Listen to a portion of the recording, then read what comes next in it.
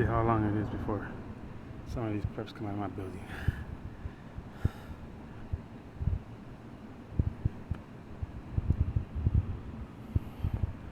By the way, I'm just doing the cigarette out here.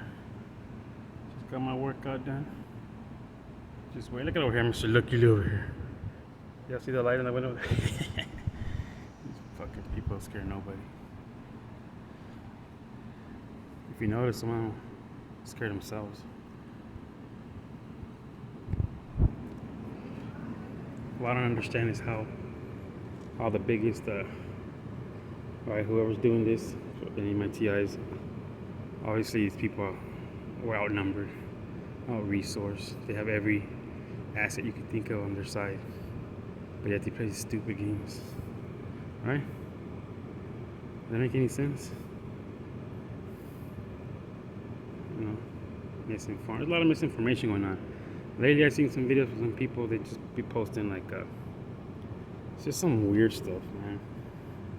I can't confirm or deny that this is religious thing. Maybe it is, maybe it's not. Or like a Masonic thing. Because I mean, my experience with the Masons have been nothing but, I mean, haven't been bad. I mean, they're just people like us.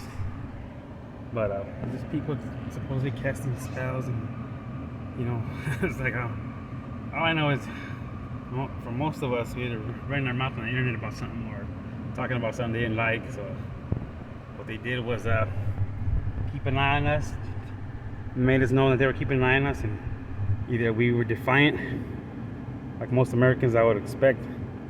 Anybody overseas, I'm sorry not to be like, oh, just because you're not American, you didn't do it. But like most Americans, I expect, you know, I don't expect us just to lay down. I wouldn't do it. I mean, I would admit the first times I was nervous. I was scared because I didn't know what the hell was going on.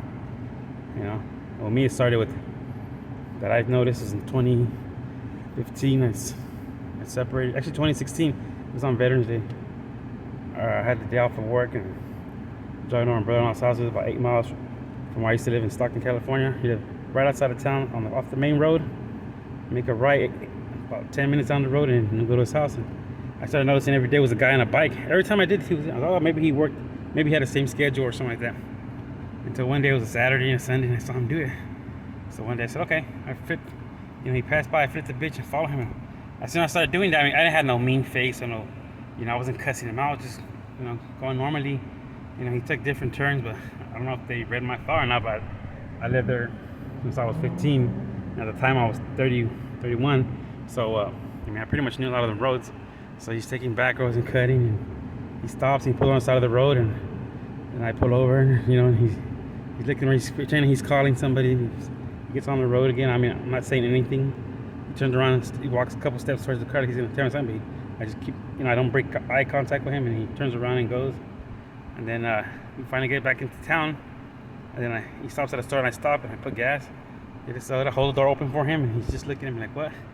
And, you know, I was like, after that, then I come to noise detail, you know, the same neighbor will come at a certain time and honk his horn. And when I used to work out also, when I go in the backyard and hit the bag or something, as soon as I step in the backyard, you would hear like 2 or 3 honks. And, you know, at first it bugged me, but then, you know, you gotta just keep doing your life. You gotta keep doing your life. I mean, you don't have time for this shit. Like, you just kind of, oh yeah, I forgot about that, you know?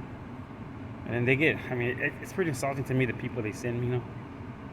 No offense to anybody, but really overweight people who, like, pants can't stay up, or, you know, I know I grew up a lot, my family are gang members, so, you know, they might send some dropout with a razor's mark on his face, which is a mark when you drop out of a gang. Or anybody who works with law enforcement, anybody like that, claims to be a gang member, will be, I mean, they'll be hit up on site if they ever get locked up again, and they know it. No way do you work with law enforcement considered a snitch or a rat. So a lot of these people who they're just dropouts, people who never did anything important in their life, people who never had a job, and there's these crackhead people, and then these older people, and I mean, honestly, I have no hard feelings just towards most of them, you know, but there's some who, I got a neighbor who looks like fucking Courtney Love, you know, and they just play these games, and, you know, it's funny, and like, I won't break eye contact. If I make it easy, I'll tell you, guys want to schedule? I once helped one of my stalkers, and she had a fat tire, like, holy shit. She pulled over, and I flipped the bitch, and, you know, she was looking like, what was I gonna do? I was like, you need help with that? You know, she didn't know what else to say. I said, I got it for you, change the tire. And I was like, hey, if you want, I'll go slow so you can keep up with me, all right? And she said, oh, okay. She started laughing, and she eventually turned off the next road. But they're just, these people are people. Like, oh shit, eat shit and sleep.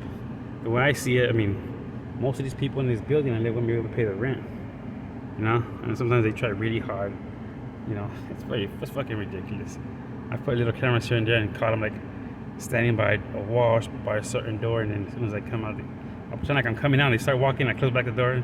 You know, and they have no choice but to keep on walking. It's pretty funny. I can only imagine what they say. Like, this guy's, you know, sicko and who knows what the fuck else. They once called my job saying, oh, he missed a psychiatric evaluation at the Veterans Affair, and we're kind of worried about him. And my boss was like, yeah, I hung up on him. And he told me, hey man, this helicopter started flying over my house the last 3 days in a row. Should I be worried? I was like, nah, don't worry about it. But eventually he was fired because of some other non-related issue. Or maybe not, you know, I don't know. But yeah, I guess nobody came out today. Probably.